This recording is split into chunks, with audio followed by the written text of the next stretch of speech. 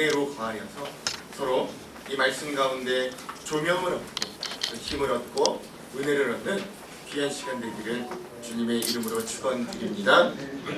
우리 옆에 있는 분들과 함께 이렇게 한번 인사했으면 좋겠습니다. 오늘부터 우리 사순절, 오늘부터는 아니고 지난 수요일부터 시작되었는데 우리 그래서 사순절 항상 하는 인사 있죠. 사랑하고 순종하고 절제합시다. 한번 인사하겠습니다. 시작. 사랑하고 순종하고 절제합시다. 우리 사순절 동안 이런 마음들로 이렇게 살았으면 좋겠습니다. 우리가 예배 전에 우리 지휘자님과 함께 우리가 나누었던 그 찬양, 작은 불꽃 하나가 라는 이 찬양이 있어요. 한번 가사 한번 다음 보여주시겠습니다. 가사 이렇습니다.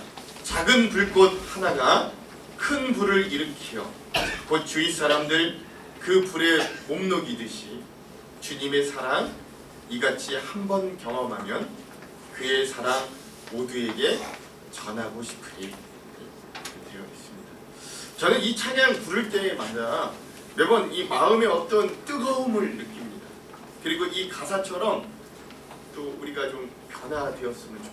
이런 삶을 좀 살았으면 좋겠다 라고 소망을 지어 그래서 하나님 저도 저 가사에 나온 것처럼 저런 불꽃이 되게 해주십시오. 주님의 사랑을 나도 옮겨 그 사랑 나도 다른 사람에게 옮겨줄 수 있는 그런 삶을 좀 살게 해주십시오. 매번 그 마음이 들게 하는 그런 찬양입니다. 오늘 본문의 말씀은 예수님의 겸손과 복종의 본을 보이신 구절로 유명한 말씀입니다. 예수님께서는 어떻게 자기를 부정하면서 겸손해지셨고 또 그러므로 어떻게 하나님의 뜻에 복종하여서 구원을 이루셨는가에 대한 말씀이 오늘 본문의 말씀이에요.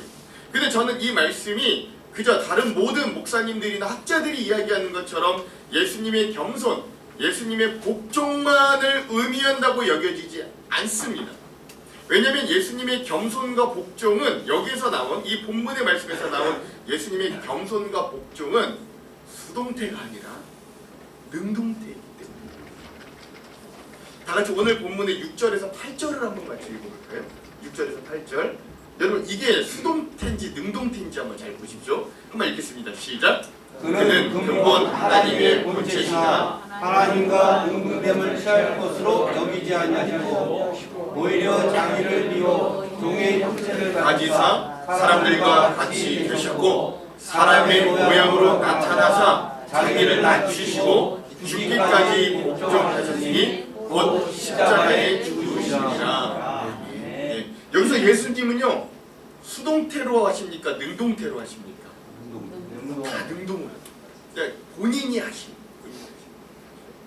저는 이 말씀을 깊이 묵상하면 묵상할수록 아주 신비로운 역설을 발견하는데 예수님은 능동적으로 가장 수동적인 복종의 길로 가셨고 그렇죠?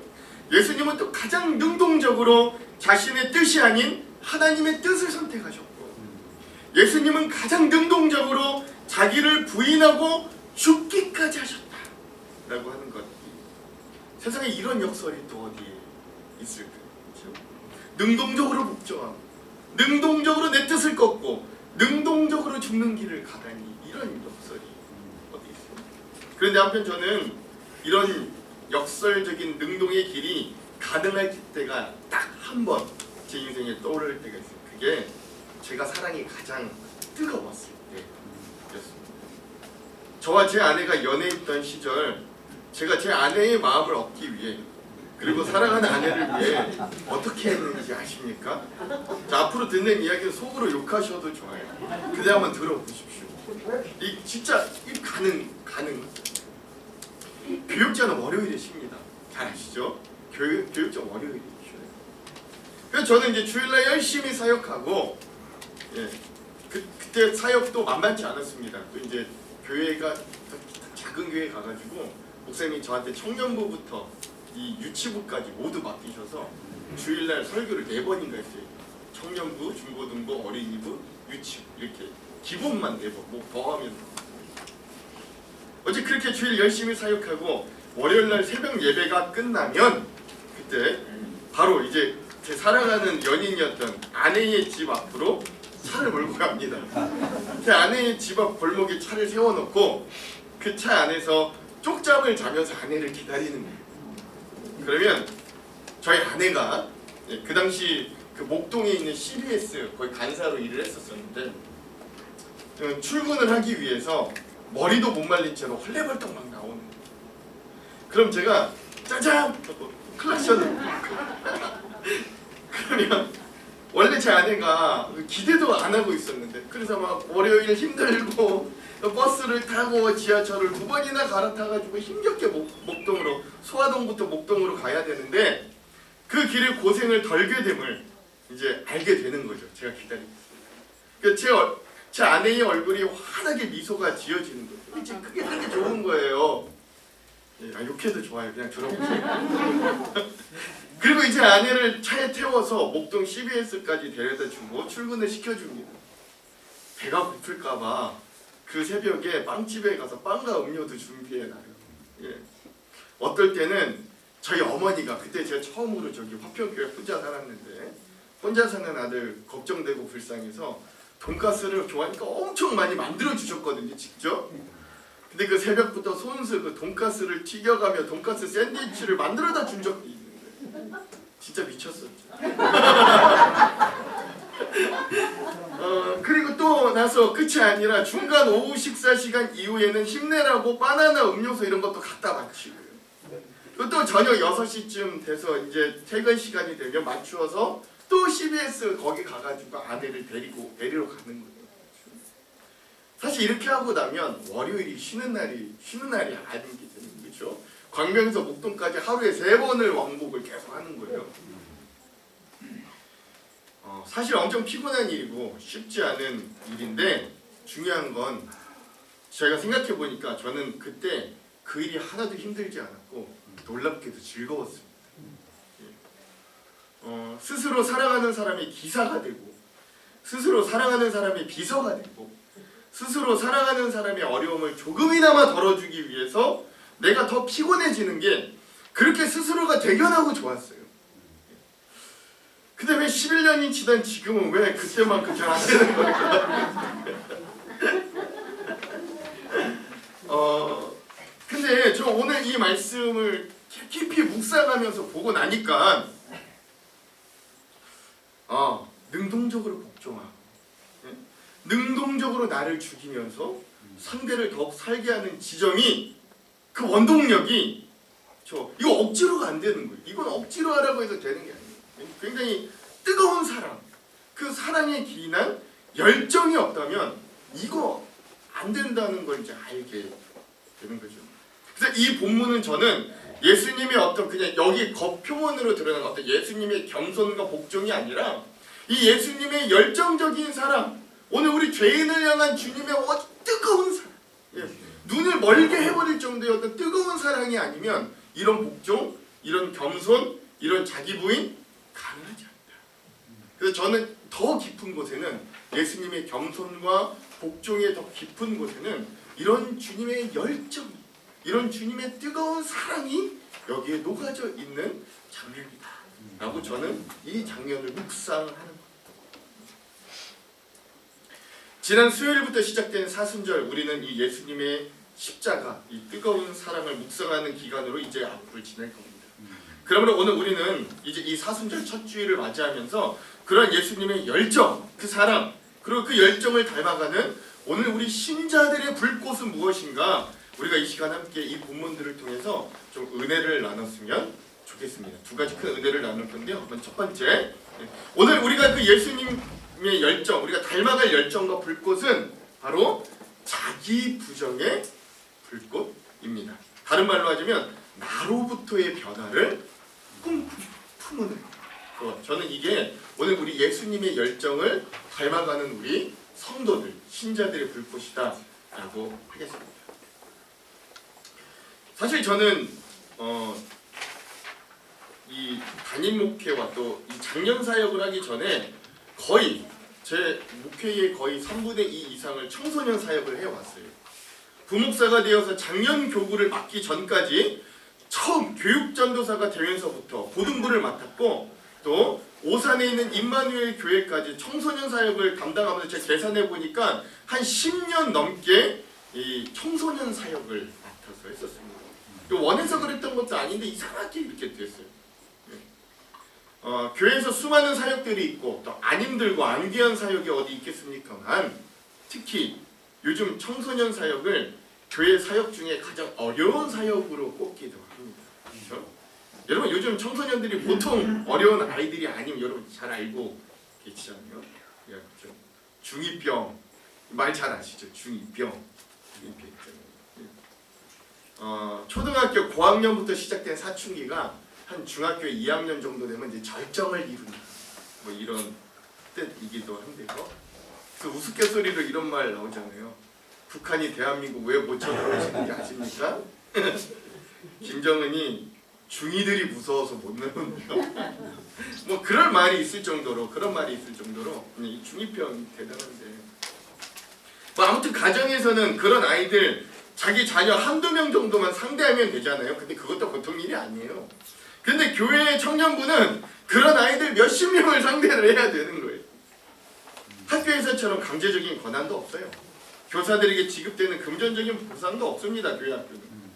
그렇게 생각하면 모두가 청소년 교사를 그만두고 도망가야 하는데 다 두 손 두 발 들어야 되는데 제가 10년간 이 청소년 사역을 해오면서 발견했던 건 신기하게도 이런 어려운 길들을 계속 가는 교사들이 끊임없이 나오더라라는 거예요. 왜 그럴까요? 제가 청소년 사역을 그동안 해오면서 느낀 그 청소년부의 가장 큰 매력은 좌충우돌, 질풍노도의 시기를 이들이 겪고 뭐 때론 반항도 하고 때론 크게 말썽도 사고도 치고 그런 10대 아이들이 신기하게도 또 근데 오늘 우리가 그들을 품고 사역하고 그러면 그들이 다이나믹하게 하나님을 만나고 변화되는 역사들이 일어나는 거예요. 그리고 그걸 교사들이 현장에서 직접 눈으로 보고 체험하는 거예요. 그럼 그걸 경험한 교사는 청소년부를 떠나지 못해요. 왜냐하면 그 본인이 직접 자기 눈앞에서 이 아이가 어떻게 변했는지, 어떻게 이 아이가 지금 하나님의 자녀로 자라나고 있는지를 목도하고 체험했기 때문에 그렇습니다. 이 사순절이랑 저희 교회 이 성경학교가 겹치니까 저한테 이런 묵상이 오더라고요. 그래서 그 화평교에 있었을 때 일인데 제가 이제 청소년 수련회를 준비하고 있었을 때였습니다. 이제 그때만 해도 화평교회가 지금보다도 작게 인원이 적어서 청소년 아이들이 10명 내외였고 또 처음 청소년 부서 자체가 없어서 제가 교회 부임하고 그 청소년부를 조직하고 새롭게 예배를 막 만들어가던 때입니다. 그때 인원 중에 한 명이 정성찬 전도사님이었어요. 그래서 더욱 그 처음 수련회가 이 청소년부 전도사인 저한테는 굉장히 큰 중요한 의미들을 가지고 있었고 그리고 또 저랑 같이 할 교사라고는 남자 청년 교사 둘이 끝이었습니다. 근데 어느 날 그 청소년부 수련회를 준비하고 있던 중에 어느 날 그 두 분의 남자 청년 선생님 중에 한 분의 교사가 밤중에 저를 찾아왔어요. 그리고 저한테 그 밤에 찾아와서 저는 되게 심각한 상담을 할 줄 알았는데 저한테 이런 얘기를 하는 거예요. 전도사님, 제가 청소년 교사를 해보니까 아이들이 참 귀한 존재인 줄 이제 알았어요. 이 소중한 아이들을 위해서 제가 뭐라도 좀 해야 될 것 같은데 제가 경험도 없고 제가 능력이 없어서 뭐 특별한 거를 아이들한테 해줄 수가 없습니다. 그런데 그래도 제가 지금 이 아이들 교사로서 내가 뭐를 할 수 있을까? 이 아이들을 위해 내가 뭘 할 수 있을까? 고민을 하다가 내가 최소한 이 아이들에게 나쁜 교사는 되지 말아야 되겠다라고 생각이 들었습니다. 그래서 이제 전도사님한테 제가 말씀드린데 이제부터는 제가 술도 안 먹을게요. 담배도 안 피게요. 아이들한테 부끄러운 교사가 되지 않도록 애써볼게요. 뭐 좋은 거는 주지 못해도 내가 이 아이들을 위해서 내가 부끄러운 교사는 좀 안 되고 싶습니다. 그 밤에 저를 찾아와서 그런 얘기를 하는 거예요. 그리고 그동안 제가 즐겼던 세상의 모든 문화들을 최대한 내려놓도록 한번 노력해 보겠습니다 라고 이야기하는 거예요. 그리고 그 교사는 정말로 그렇게 열심히 노력했어요. 예. 뭐 어떻게 사람이니까 100% 성공했겠어요? 열심히 노력했던 게 눈에 보였어요. 그리고 드디어 그의 여름 수련회 어떻게 됐을까요? 정말 큰 은혜들이 임했습니다. 예, 10명, 이거 원래 부서도 없었던 아이들 10명, 서로 친하지도 않았던 그 아이들, 또 이제 막 교사 한 번도 안 해봤던 그 남자 청년 2명, 그 선생님, 그리고 저, 이렇게 해서 막 어떻게 좌충우돌했지만, 근데 그 가운데서도 하나님의 은혜가 너무나 컸어요. 아이들이 야 너무 좋다, 수련회라는 게 이런 거였어요? 아, 야 교회 너무 재밌네요, 좋네요, 막 이런 이야기들이 나오게 됐어요. 큰 은혜들을 경험했어요. 학생들이 입에서 천국을 경험했다고 고백들이 터져나옵니다. 그렇게 청소년부가 든든히 세워지는 경험들을 여러분들과 한번 좀 나눠보고 싶었는데, 저는 확신하건대 그렇게 그 청소년부, 그 수련회가 하나님의 은혜 가운데 잘 될 수 있었던 원동력 중에 하나는 제가 잘나서가 아니라 그 교사의 진심. 하나님, 내가 이 아이들에게 뭔가 뭐 능력이 없어서 좋은 걸 해줄 수는 없지만 그래도 내가 나쁜 교사는 좀 되지 않겠습니까? 내가 이 아이들에게 진심으로 정말 대하는 그런 교사가 됐으면 좋겠습니다. 그 마음의 중심을 하나님이 사용하신 거다. 저는 이렇게 분명히 말해요. 그리고 그때 저는 깨달은 게 하나 있는데, 복음의 시작은 엄청 크고 막 위대하고 이런 게 아니라 작은 한 사람의 진정한 변화, 자기를 내려놓으면서부터 시작한다, 이런 것들을 아주 절실히 깨닫는 계기가 되었습니다. 한 교사의 어찌 보면 특별하지 않지만 진심이 담긴 한 결심과 마음이 아이들에게 전달된 거죠. 그리고 그렇게 일찍이 시작된 변화가 어디로 튈지 몰랐던 이 10대 아이들에게 맞닿으니까 어마어마한 변화들이 일어나기 시작하는 거예요. 그러므로 여러분, 진정 세상을 변화시키기 위해서 오늘 우리 신앙인들이 붙잡아야 될 포인트는 뭐냐면, 자꾸 우리가 상황과 환경을 변화시키려고 하지 말고 바로 내가 먼저 변화되어야 라고 하는 것입니다. 세상에서 남을 또는 주변을 변화시키는 건 매우 어렵습니다. 사실 불가능에 가까워. 그러나 그러한 것을 그나마 가장 쉽고 빠르게 할 수 있는 지름길이 하나 있다면 그건 나를 먼저 변화시키는 것이라고 할 수 있습니다. 언제나 자기 자신을 변화시키는 사람들이 열매를 맺을 수 있는, 진정 우리가 살고 있는 세상이 변화되기를 원하신다면, 오늘 내 주변, 오늘 내 환경이 변화되기를 원하신다면 그 변화의 출발과 변화의 마지막 열매는 언제나 내가 먼저 변화된다는 것을 여러분 잊지 마시기 바랍니다. 오늘 이게 자기가 먼저 자기를 내어던져 오늘 우리에게 사랑과 열정을 주셨던, 겸손과 목종의 모습을 보여주셨던 예수님의 열정의 불꽃을 오늘 우리가 담는 첫 번째 방법이다 라고 할 수 있습니다. 자, 영국 웨스터민스터의 대주교들의 묘비 중에 이런 기록들이 좀 있다고 해요. 한번 좀 나눴으면 좋겠는데요. 잘 보십시오.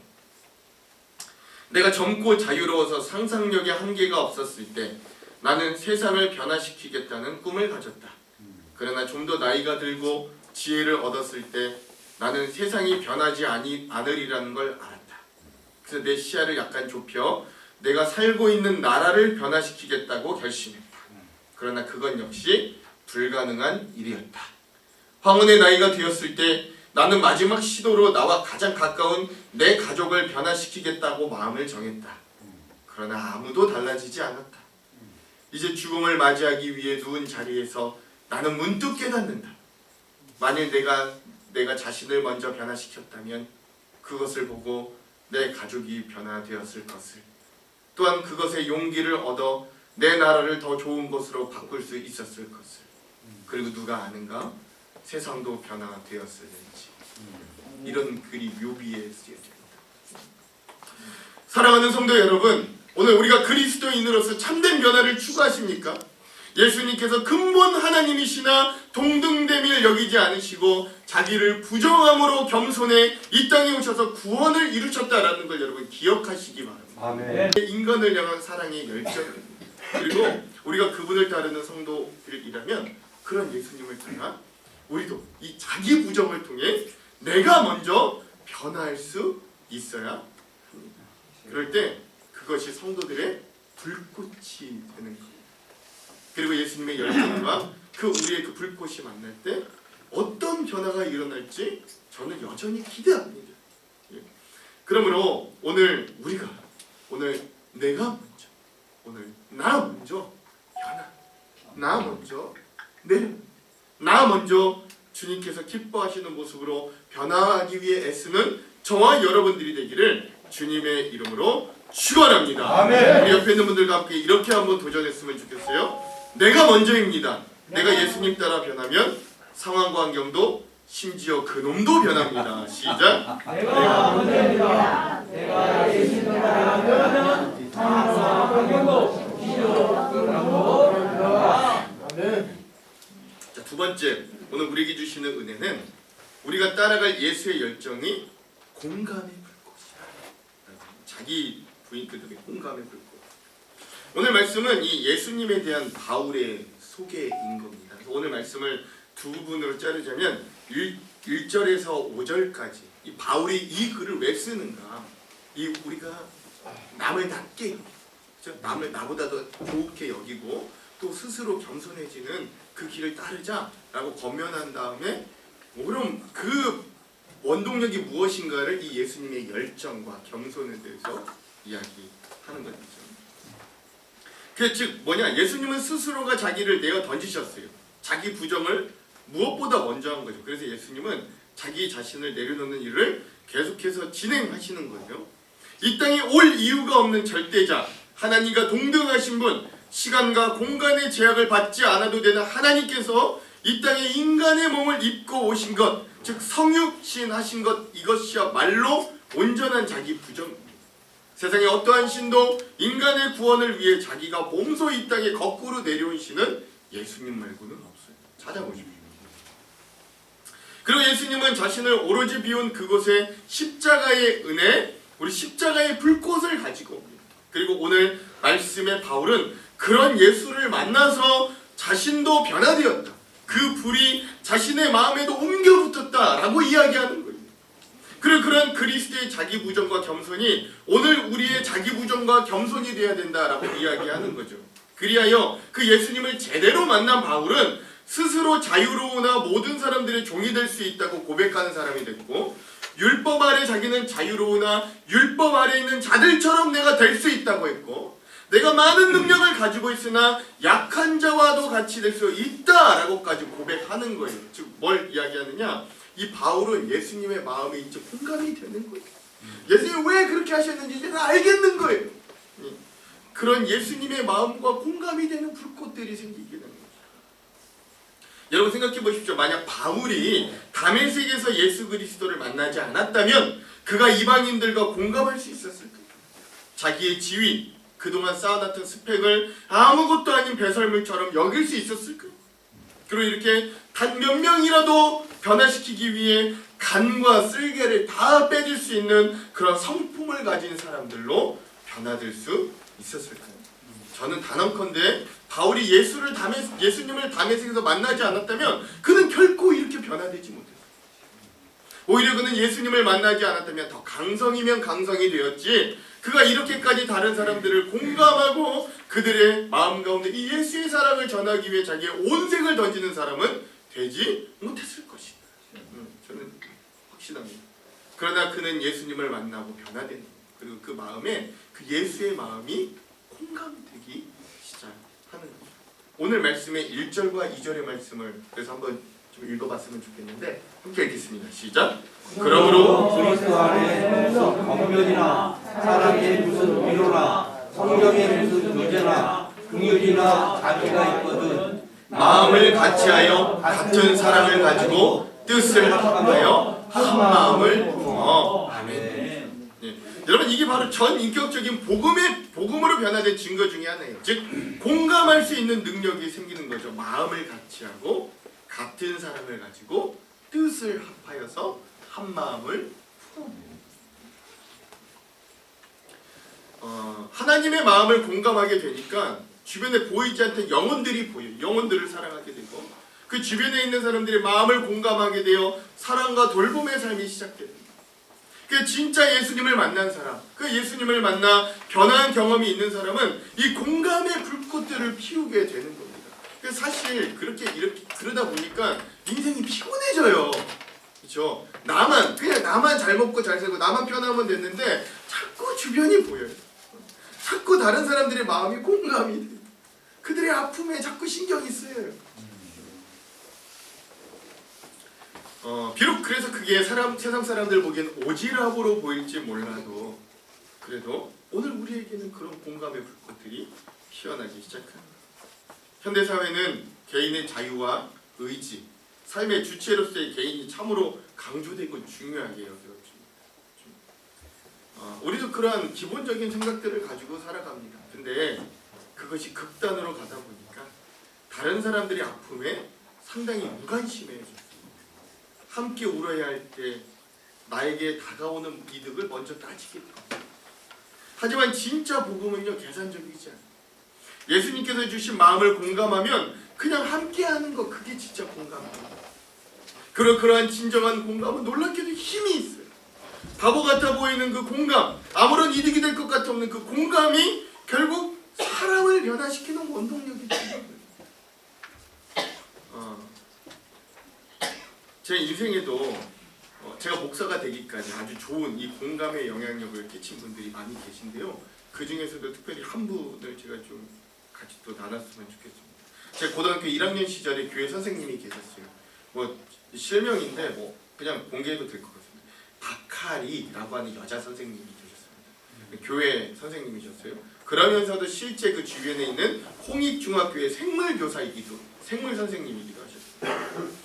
교회에서도 청년부 교사를 감당하고 계셨는데 그분이 제가 고등학교 1학년 때 저보다 한 살 아래인 중학교 3학년 동생반 친구들을 맡으셨는데 특별히 그 학년들이 이 중학교 1학년부터 고등학교 3학년 전 학년 중에 말썽도 많고 탈도 많고 인원도 많고 뭐 그런 학년이었습니다.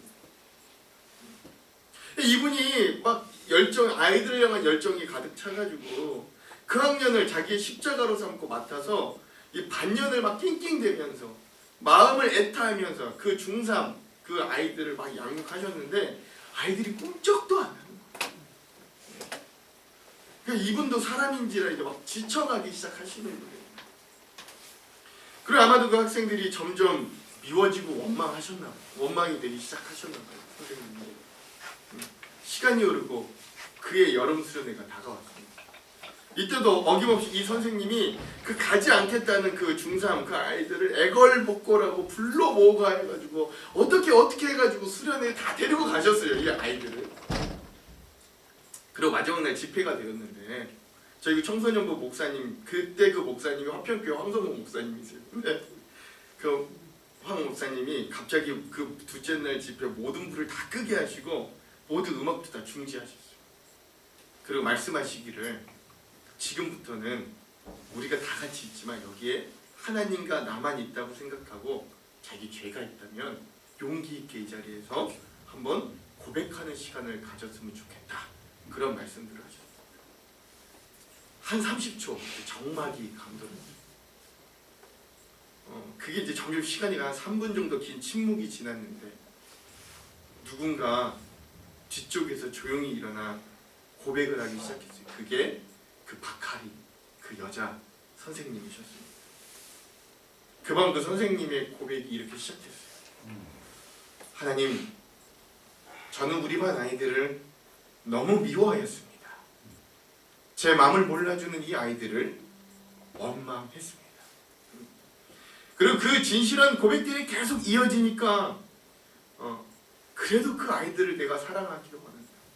그래도 이 아이들이 예수님을 좀 만났으면 좋겠다. 그 선생님이 막 울면서 그렇게 막 고백을 하십니다. 그 진실한 고백이 이어지니까 그 밤 그곳에 있던 모든 학생들, 모든 선생님, 그 목사님의 마음이 녹아지기 시작해요. 그 선생님께서 그럼에도 불구하고 하나님께서 허락하셨던 그 아이들을 끝까지 사랑하겠다는 그 마지막 고백이 여리고성 같았던 그 중3 아이들의 마음을 무너뜨리는 거예요. 네, 그리고 그 밤 그 학년 아이들뿐만 아니라 저희 있었던 그 온 중고등부 아이들 또 선생님 뭐 하나 둘 할 거 없이 다 이렇게 서로 일어나서 막 죄 고백들이 일어나고 어떤 아이들은 방언을 받고 그런 놀라운 역사의 밤들이 일어나게 되었는데 저는 그 첫 탄이 뭐였냐? 이 선생님의 이 애타는 마음, 이 마음을 그냥 하나님 앞에 내어놓은 거예요. 사랑하는 성도 여러분, 먼저 변화를 경험한 그리고 그 마음에 불꽃이 담긴 그 사람의 말은요, 힘이 있고 능력이 있고 생동력을 가질 수 있어요. 왜냐하면 그는 예수님의 마음을 공감하기 때문에 거기서부터 영향력이 번지는 거예요. 이게 불꽃의 무서운 점. 작은 불꽃은 가만히 있으면 그야말로 말 그대로 작은 불꽃에 지나지 않지만 그게 옮겨 붙기만 하면 그것이 엄청난 영향력이 되어 누구도 걷잡을 수 없는 큰 산 하나를 태워버리는 큰 화염이 되는 것을 우리 좀 기억할 수 있어야 돼요. 그리고 저는 그게 오늘 우리가 가진 불꽃의 힘이다. 오늘 우리가 가진 이 믿음의 불꽃의 힘, 복음의 불꽃의 힘이다. 저는 확신합니다. 그러므로 오늘 이것을 우리 신앙인들의 가슴 속에 품어야 될 두 번째 불꽃으로 여기고 이 삭막한 시대, 그리고 오늘 우리만큼은 우리 하안장로교회 성도들만큼은 이 공감의, 이 예수님의 사랑의 마음, 공감의 마음을 품고 또 다른 이들의 마음을 공감해주며 그들을 품을 수 있는 귀한 불꽃 같은 일꾼들이 다 되시기를 주님의 이름으로 축원드립니다. 아멘. 옆에 있는 분들과 함께 이렇게 한번 다시 도전해 볼게요. 마음을 같이하여 같은 사랑을 가지고 뜻을 합하는 공감자들이 됩시다. 시작. 마음을 같이하여 같은 사랑을 가지고 뜻을 합하는 공감자들이 되시라. 말씀을 마무리합니다. 오늘 빌립보 성도들에게 편지하고 있는 이 사도 바울의 강점은 본인이 변화되었고 복음을 전하기 위해 다른 이들을 배려할 수 있었다라는 것입니다. 그들과 공감하고 그들의 입장이 되기를 마다하지 않았습니다. 이게 바울에게 신념이 부족하거나 또는 확고한 신앙이 서지 않아서가 아니에요. 그가 오늘 말씀에서도 계속 말하였듯이 그것이 몇몇일지는 모르나 아주 극소수의 사람일지도 모르나 복음을 받아들이는 사람이 있게 하기 위해서 바울은 자신이 그동안 가지고 있었던 모든 것을 던져버리고 내려놓음으로 복음만, 나를 통해 복음만이 드러나기, 나를 통해 예수님만이 드러나기를 애써. 그리고 또 중요한 건 뭐냐면 그러한 마지막 사역의 점검은 다시 자기 자신에게로 돌아왔다라는 거예요. 실질적으로 자기 부정을 통한 열매를 맺음으로 큰 일꾼이 되었습니다. 그러나 그의 고백에 그는 이렇게 고백해요. 다 같이 고린도전서 9장 23절 한번 읽어볼게요. 읽겠습니다. 시작. 내가 복음을 위하여 모든 것을 행함은 복음에 참여하고자 함이라. 뭔 말이냐? 내가 복음을 위하여 이 모든 것을 행한 것은 그 사람들을 위한 것도 있지만 나도 스스로 복음에 참여하고 싶기 때문입니다. 라고 고백합니다. 이 선포는 하나님께서 부어주신 은혜를 정작 자신은 누리지 못할까봐 두렵다라고 하는 말씀이죠. 우리가 이렇게 예수님의 마음을 알고 그 불꽃, 그 사랑의 마음을 가지고 다른 사람들을 살리고 교회를 섬기고 여러 일들을 한 이후에 스스로 공허해질 때가 있습니다. 그렇다면 우리는 그때 잠시 내 자신들을 좀 되돌아볼 수 있어요. 특별히 자기 부정이 없었던 내 모습들을 철저히 바라보고 복음을 위하여 행하는 모든 일들이 결국 내가 복음으로 충만하게 하기 위한 일임을 기억하며 내 자신을 점검하고 나아갈 수 있어요. 그러니까 뭔 이야기냐? 내가 먼저 내 안에 이 불꽃이 살아있는가 점검할 수 있어요. 예수님의 불꽃이 먼저 나에게 옮겨 붙어야 됩니다. 그때 복음을 통해 내가 드러나는 게 아니라 복음을 통해 예수를 드러낼 수 있습니다. 그러므로 오늘 우리가 이런 주님의 불꽃, 이 예수님의 열정을 우리도 품고 우리도 이 불꽃과 열정을 다른 이들에게 전달할 수 있는 사람들이 되었으면 좋겠습니다. 시편 104편 4절의 말씀에 이런 말씀이 있어요. 한번 읽겠습니다. 시작. 바람을 자기 사신으로 삼으시고 불꽃으로 자기 사역자를 삼으시며. 하나님은 뭘로 자기 사역자를 삼으신다고요? 불꽃으로 자기 사역자를 삼으십니다. 그리고 이 불꽃이 우리의 마음 가운데 가득 지펴지기를 소망합니다. 바울과 같이 복음에 사로잡힌 인생, 그래야 그 복음으로부터 복음으로 인해 나부터 변화되는 인생, 그리고 그 복음의 힘을 바탕으로 예수님의 마음이 내 마음이 되고 그 마음을 다시 다른 이들에게도 나눠줄 수 있는 귀한 영향력 있는 그런 인생들. 그래서 오늘 이 사순절이 그런 불꽃과 열정으로 가득 찰 수 있는 저와 여러분들의 삶이 되기를 주님의 이름으로 축원합니다. 아멘. 축원합니다. 아멘. 우리